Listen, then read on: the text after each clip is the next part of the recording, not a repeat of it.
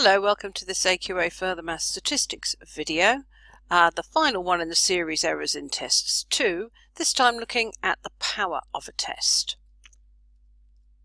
So perhaps you'd just like to pause for a moment and remind yourself of the definition of a type 2 error, and that it involves the acceptance of the null hypothesis and is denoted with the Greek letter beta, because the type 2 error is connected to the power of a test that we're going to be looking at in this video.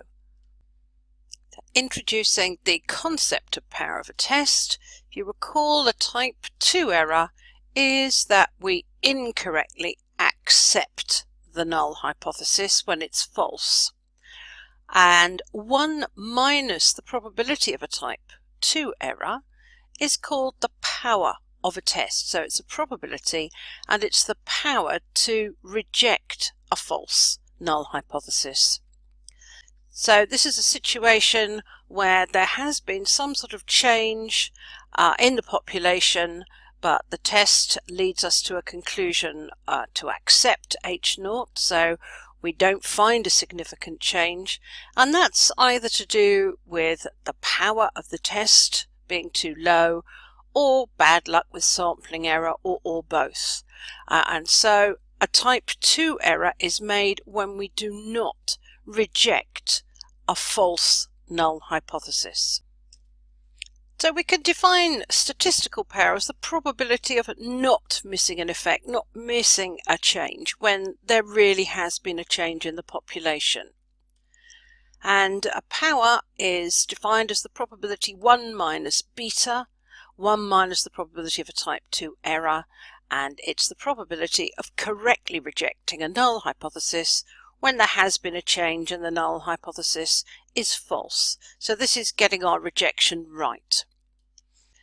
Conventionally, a very good level for power is 0.8, but it's quite tricky to reach 0.8 because of the implications on the level of a type 1 error for the same test.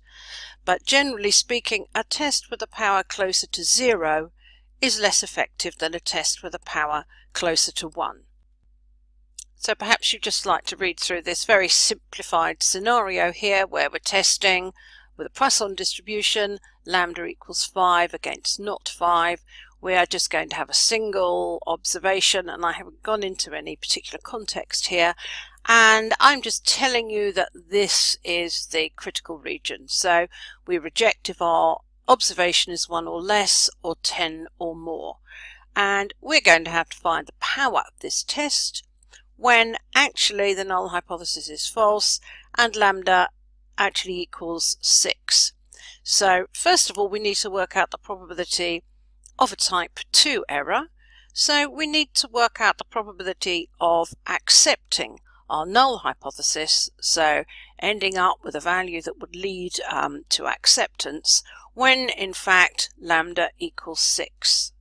So you might like to just have a moment and think about how we could do that.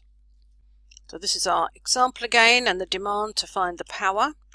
And what we need to think is that we've been given here the critical region, so the reject area is 0, 1 and 10 or more.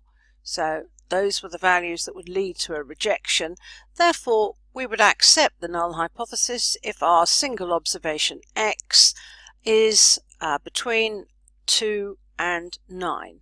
So a type 2 error is getting a value of x between 2 and 9 when x is following a Poisson distribution, but actually with lambda equal to 6. And that probability will give us beta, and that's what we're going to use in order to find the power of the test. And so very easy from your calculator or from tables, you can find that that's the probability of a type 2 error. And therefore the power of this test is 1 minus that probability, so 1 minus 0.8987, which is 0.101. So this test is not particularly powerful. So this time we have a binomial model example, so I would suggest you pause and just read through all the information given to you here, and again it's got a bit of context, but it's largely just simplified so we can focus on how you would find the power of a test.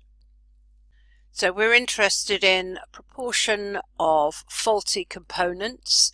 We are obviously going to test that the proportion is 0.05 or greater than 0.05 because that's the situation of change where we would need to take action to correct the machines. And we're looking at a sample of 50 components, which is giving us our n for our binomial model. And the rule is that we're going to reject the null hypothesis if the number of faulty components in the sample is greater than 4. And we've been asked to find the power when in fact p has increased and it equals 0.075. So there is our scenario again. And it's important to recall that we're talking about more than 4 for rejection, and this is our actual value for p. And so again, we need to think of what would happen for a type 2 error. Well, we would accept if we get 4 or fewer faulty components in our sample of 50. Therefore, the probability of a type 2 error is the probability of getting 4 or less faulty components when p has changed to 0.075 when we're following a binomial model with n equals 50. And you should find that that equals 0.6796, and therefore our power is 1 minus beta, 1 minus the type 2 error, which gives us a power of 0.32. And so this test is more powerful than the one we looked at with the Poisson model, but still not a particularly powerful test. And this final example is looking at a normal distribution model, and it's one that we've used before. So we're told what the current mean is, so that would give us our null hypothesis, mu equals 42. We're given the population standard deviation as 4.5, and just to simplify things, the critical values are 40.9 and 43.1, and that means that we reject if we get a sample mean 40.9 or less, or 43.1 or more. And that's stated in that way because it makes it much easier for you to go straight in and work out what the power of the test is. And we are taking a sample of 64 people, so our sample size is 64. And obviously we're going to be working out the mean of our sample and using that to investigate whether the mean time has changed. And we're given the information for evaluating the power of the test that actually the mean has changed and it's now 41.2. So it's probably worthwhile again just going through and making sure you're comfortable with all the information given in this example. So here we have the scenario given to you again with all the key points clearly identified. And we want to find the power of the test when we have a new mean, there has been a change, there has been an effect from the new treatment. And so to find the power, just remember we need to find the probability of a type 2 error, which means that we need to work out the range of values that would lead us to accept the null hypothesis.